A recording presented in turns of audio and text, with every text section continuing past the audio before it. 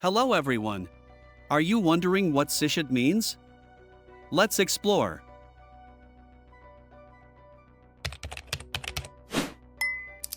Cishet is a term that combines cisgender and heterosexual, referring to someone whose gender identity matches their biological sex at birth and who is attracted to the opposite sex.